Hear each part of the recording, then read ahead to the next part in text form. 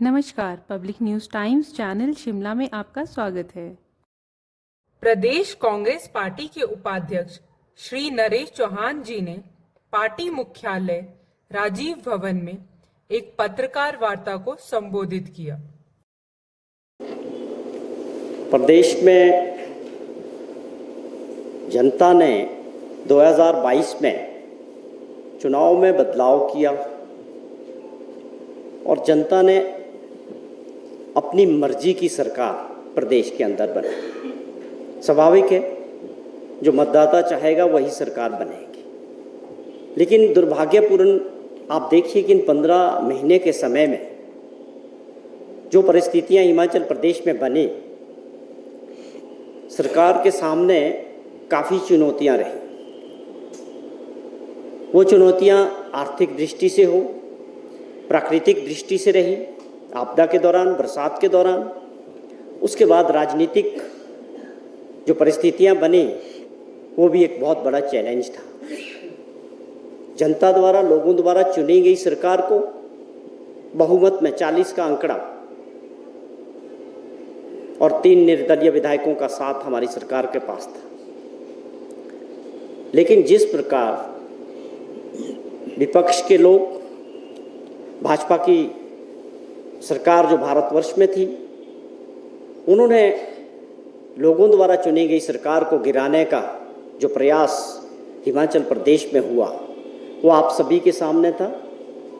हिमाचल के संदर्भ में वो पहली बार ऐसा प्रयास हुआ। हमें सबको बड़ा अजीब लगा। यहाँ एक अमूमन प्रदेश की जनता भी इस बात को अच्छा नहीं मानती है कि जिसको हमने चुना है उसको मौका मिलना चाहिए 5 साल तक, उसके बाद दोबारा चुनाव में जाएंगे। लोकतंत्र की परंपरा है, अच्छा काम करेंगे तो जनता उनको आगे मौका देगी, नहीं तो बदलाव करती है। यही परंपरा हिमाचल प्रदेश में थी। लेकिन उसके साथ जिस प्रकार ऑपरेशन लोटस को आगे बढ़ाया गया, लेकिन ये खुशकिस्मती रही कि लोगों के आशीर्वाद से हमारी सरकार नहीं गिरी। हमारे पास आज भी नंबर है। उसके बाद जो परिस्थितियां बनी, हमारे अपने परिवार के कुछ स्वार्थी लोग, जिनके अपने निजी स्वार्थ थे, उन्होंने भाजपा के नेताओं के साथ मिलके सरकार गिराने की साजिश में शामिल हुए।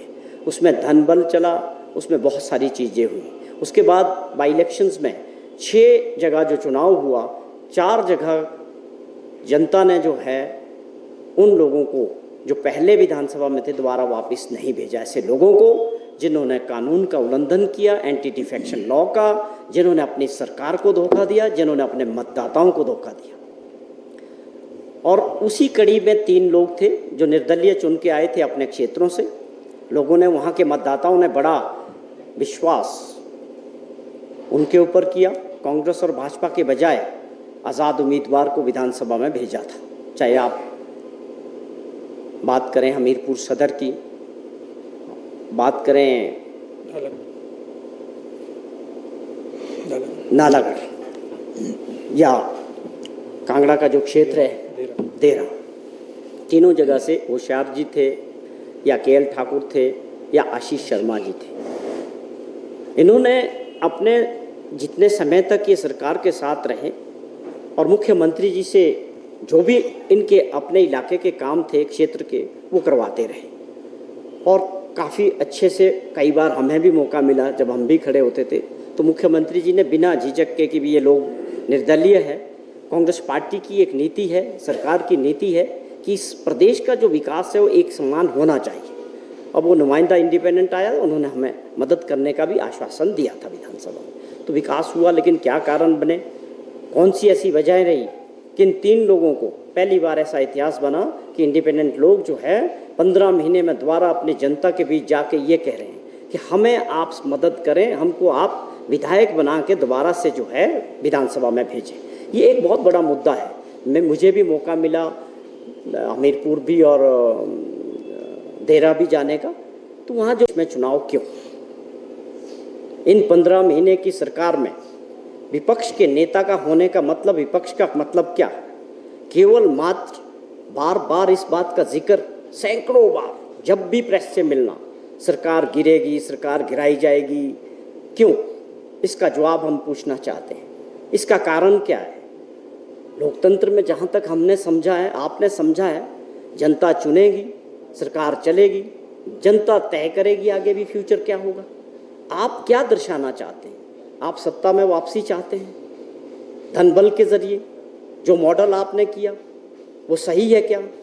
आप अपने आप को सही मान सकते हैं कि हम जो है लोकतंत्र को नहीं मानते हैं, हम तो केवल सरकार गिराने की बात करते हैं हर वक्त? तो ये सपने देखना और इस तरह की राजनीति को बल देना, जो खुद 5 साल मुख्यमंत्री रहे हो प्रदेश के, किसी को भी शोभा नहीं देता। हम इनसे पूछना चाहते हैं कि जो आंकड़ा है 27 और 38 का, वो किस तरह से फिट बैठता है? कौन सा ये आपका गणित है कि जो आप कहते हो बार बार कि ये सरकार कमज़ोर है, ये सरकार नहीं चलेगी?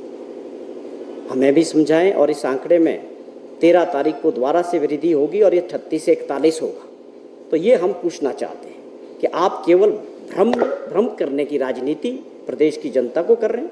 क्या आपने 15 महीने के समय में कोई ऐसी चिट्ठी सरकार को लिखी है जयराम जी ने या इनके लोगों ने, जनहित का, जिसमें कोई प्रश्न उठाया गया हो, प्रदेश हित की कोई बात हुई हो, सिवाय इसके कि ये सरकार गिर जाएगी, हम ये सरकार गिरा देंगे? बता दें, मेरा चैलेंज है ये कि आप एक चिट्ठी बता दें, एक प्रश्न बता दें जनहित में विपक्ष के नेताओं ने जो है सरकार को कोई चिट्ठी लिखी हो। आपका कोई सरोकार ही नहीं है लोगों की, जनता से, जो लोगों से, मुद्दों से। आप तो केवल सत्ता में आना चाहते हैं। ये बड़ा दुर्भाग्यपूर्ण है। विपक्ष में बैठने का मतलब ये नहीं है, विपक्ष भी जिम्मेवार होना चाहिए, उनको भी प्रदेश के विकास में सहयोग करना चाहिए। जहां पर उनको लगता है कि सत्ता पक्ष के लोगों को ठीक करने की जरूरत है, उन मुद्दों को उठाना चाहिए। तो ये कुछ मुद्दे हैं। और एक और बात मैं इसमें ऐड करना चाहता हूँ, ये लोग पाले हैं, उसको देश की जनता ने कुछ ठीक किया है। जो जनरल इलेक्शन लोकसभा का हुआ, जिस प्रकार सरकार द्वारा से भले ही नरेंद्र मोदी जी की बनी, लेकिन वो सरकार आज खुद कमज़ोर है, बसाखियों पे है। अब देश में वो वाला टाइम नहीं है जब अहंकार में आप दूसरे दलों की सरकारों को राज्यों में कमज़ोर करते थे और गिराते थे। उसमें ईडी, सीबीआई, इनकम टैक्स एक मॉडल था, या धन बल उसमें सबसे बड़ा मॉडल था। मैं समझता हूं कि आज आप उस परिस्थिति में नहीं हैं, और यह प्रदेश के नेताओं को, भाजपा के, समझ लेना चाहिए कि अब आप उस तरह का सपना देखना बंद करें कि भारत सरकार किसी भी राज्य की सरकारों को, चुनी हुई लोगों की, जनता की सरकार को गिरा सकते हैं। जो खुद सरकार बैसाखियों पे होगी वो ऐसा काम नहीं कर सकती है। और मैं ये दावे के साथ कह सकता हूँ कि ये मॉडल अब देश से हमेशा के लिए ख़त्म हो गया है। सरकार जनता बनाएंगी किसी भी राज्य में, किसी भी दल की, और सरकार गिराने का हक भी मतदाताओं के पास रहेगा। तो ये लोग जो समझते हैं कि हम इस तरह का भ्रमित करके अपना नंबर बढ़ा सकते हैं, मैं समझता हूँ इनको ये बहुत बड़ी गलतफहमी है, इससे बाहर आना चाहिए। ये अलग है कि अंदर भाजपा में भी लीडरशिप को लेके प्रतिस्पर्धा दिख रही है। जयराम जी को बिंदल साहब खूब जोर लगा रहे हैं, खूब घूम रहे हैं। जिस प्रकार से हमारे हमीरपुर के मेंबर ऑफ पार्लियामेंट दिल्ली से फ्री हुए हैं, वो भी अब लगातार हिमाचल प्रदेश में दिख रहे हैं। तो स्वाभाविक तौर पे ये राजनीतिक क्षेत्र है, प्रतिस्पर्धा है। अगर आप उसमें अपने आप को असुरक्षित महसूस करते हैं कि हम ये बोल के कि सरकार गिरा देंगे, जो 27 लोग हैं उनको इंटैक्ट रखने का ये प्रयास कर रहे हैं, तो मैं समझता हूँ आप बहुत बड़ी गलतफहमी में हैं। ये 13 तारीख को आपकी गलतफहमी खत्म हो जाएगी। तो हमारी कुछ ये सवाल थे कि जहाँ भी हम गए हैं वहाँ का मतदाता खास तौर पे इस बात को चाह रहा है कि जो सरकार 3.5 वर्ष और लोगों की सेवा करने वाली है, जिनके पास ये काम सौंपा गया है, वो अपना नुमाइंदा सरकार के साथ जोड़ना चाह रहे हैं तीनों जगह। ये मैं फीडबैक है, ग्राउंड का रिपोर्ट है जो वहाँ के मतदाता और जनता चाह रही है। वो केवल मात्र विकास की दृष्टि से वो ये चाहते हैं कि उनका जो विधायक है इस बार कांग्रेस सरकार के साथ जुड़ेगा, कांग्रेस पार्टी के साथ जुड़ेगा और उनके इलाके का जो है विकास आगे बढ़ेगा। वो मैं हमीरपुर सदर की बात करूं, मैं खुद जाके आया, वहाँ बड़े बड़े प्रोजेक्ट्स पे काम हो रहा है। अगर एक बस स्टैंड 50 करोड़ रुपए का बड़े जोरों से उस पर काम चला हुआ है, जो पहले 20 साल से धूमल साहब के समय से शुरू हुआ था वैसा ही पड़ा हुआ था। लेकिन जैसे ही हमीरपुर वालों ने मुख्यमंत्री सुखविंदर सिंह सुक्खू जी को ताकत दी, उसमें बहुत तेजी से काम चल रहा है और बहुत सारे प्रोजेक्ट चल रहे हैं। आप आज मेडिकल कॉलेज हमीरपुर में इतनी तेजी से काम चल रहा है, वो प्रोजेक्ट बहुत जल्दी शुरू होने वाला है। धन्यवाद। Public news times channel Shimla की ताज़ा खबरों के लिए जुड़े रहें हमारे चैनल के साथ।